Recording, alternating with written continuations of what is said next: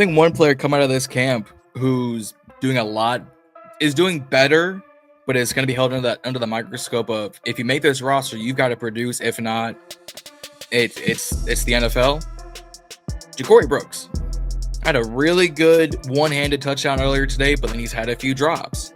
Beginning of camp, he was looking the part. He was looking like a guy that was kind of going to shock the world, kind of like, that Cinderella story, undrafted free agent comes in, out of Louisville and comes in and just makes this roster on the back end, possibly knock somebody off the roster. But now it's just looking like kind of like everything is caught up with him a little bit. So I don't know. I'm curious to see. I still like him as a receiver. I still think he has a lot of potential, but I think the glaze that we had early on is kind of settled. I think he'll be fine.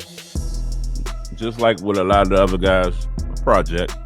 The beginning of the camp definitely kind of put a lot more eyes on him. Got his name circulating a little bit more, and created that buzz. So the expectations just became before there was no expectations. So it was like a shocker. But I think he'll be fine. So